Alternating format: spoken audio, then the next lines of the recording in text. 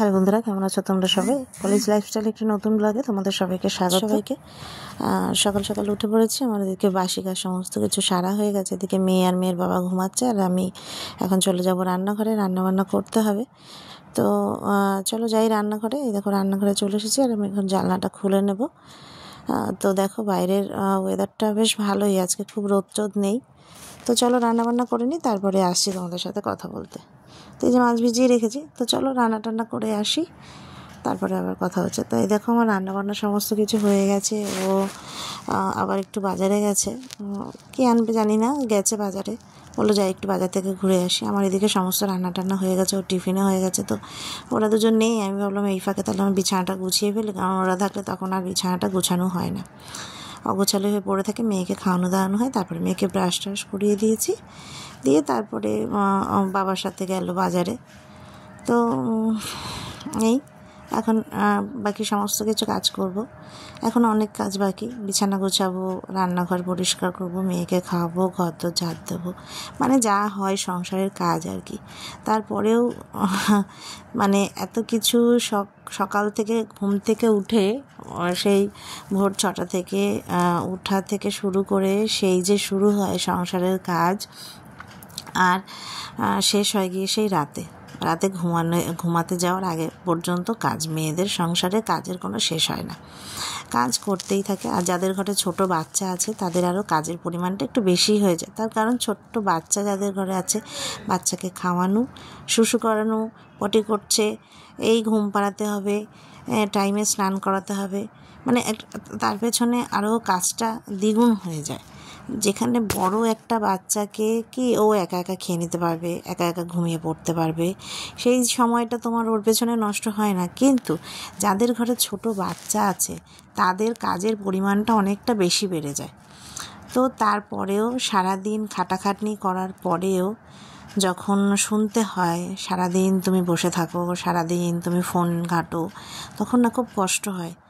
কারণ সারাদিন একটু বসার সময় হয় না, একটু শোয়ার সময় হয় না, নানান কাজের তালে থাকি। তারপরেও এই কথাগুলো যখন শুনতে হয় না, তখন মনটা খুব খারাপ হয়, খুব কষ্ট হয় মনের মধ্যে। তো চলো আর কি করা যাবে, এই হচ্ছে মেয়েদের জীবন। যতই করো না কেন, বিশেষ করে সংসারের জন্য যতই তুমি জীবন পথ করে দাও না কেন, তাও তোমাকে কথা শুনতেই হবে। কথা শোনা হচ্ছে মেয়েদের একটা আলাদাই আর কি বলবো আমি ওটাকে, মানে এটা মেয়েদের কথা শুনতেই হবে, কিছু আর বলার নেই, কিছু করারও নেই। কিন্তু যখন বাপের বাড়িতে যাই না, তখন আমার মাই ম্যাক্সিমামটা সবই করে, মেয়েকে খাওয়ানো, স্নান করানো। ওই একটা সুখের জায়গা হচ্ছে মেয়েদের, যেটা হচ্ছে তার বাপের বাড়ি। ওখানে গিয়ে 2 দিন রেস্ট নেওয়া যায়। কিন্তু আবার বেশি বলে ফেলে, তখন বলবে শ্বশুরবাড়ির নিন্দা করছে। শ্বশুরবাড়ির আমি কারো নিন্দা করছি না, কিছুই না। আমি জাস্ট আমার সংসারের কথা বলছি, যে সংসারের জন্য আমি যতই করি না কেন, তারপরেও দিনের শেষে গিয়ে আমাকে এই কথাটাই শুনতে হয়, তুমি সারাদিন তো বসেই থাকো, সারাদিন শুয়েই থাকো, সারাদিন ফোন দেখো, এটাই শুনতে হয়। তো আর আমি এর থেকে বেশি কিছু বলতে চাই না। আর মনের কষ্ট মনেই থাক, কারণ জানি যারা হাউসওয়াইফ, যাদের ছোট বাচ্চা আছে, তারা যতই কাজ করুক না কেন, কোথাও না কোথাও গিয়ে ম্যাক্সিমাম বেশিরভাগ মেয়েদের, আবার হয়তো সবাইকে শুনতে হয় না, কিন্তু বেশিরভাগ মেয়েদের এই কথাটা শুনতে হয় যে তোমার আর বাড়িতে কি কাজ আছে। তো চলো আর বেশি কথা না বাড়িয়ে, তো এই দেখো আমার ওদিকে রান্নাঘরে পরিষ্কার টরিষ্কার করা হয়ে গেছে, আর এখন মেয়েকে খাইয়ে দাইয়ে নিয়েছি। আর এই দেখো আমি স্নান টান করে চলে এসেছি, আমার সমস্ত কাজ হয়ে গেছে, ওকেও স্নান করিয়ে দিয়েছি, দিয়ে এখন খেলনা দিয়ে বসিয়ে দিয়েছি। তারপরে ওকে আবার ভাত টাত খাওয়াবো, খাইয়ে নিজে খাবো, খেয়ে আবার ওকে ঘুম পাড়াবো। তো দেখো না, খেলার ওর মানে উল্টো পাল্টা, খেলনাগুলো বালতি থেকে, ওই বালতিটার মধ্যে ওর খেলনাগুলো থাকে, সেগুলো সব ঢেলে নিয়ে খেলনাটা মাথায় দিয়ে বসছে।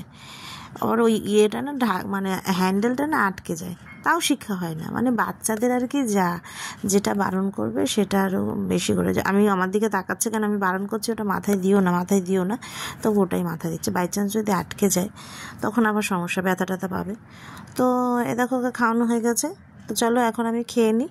তো চলো দেখেন আজকে কী রান্না হয়েছে। আজকে রান্না হয়েছে উচ্ছে আলু ভাজা, ভাত, একটু আলু ভাজা করেছিলাম সকালে ভাত খাওয়ার জন্য ওর বাবার, মাছের ঝাল, আর ওদিকে টমেটো দিয়ে টক ডাল। তো চলো দেখতে থাকো, টাটা।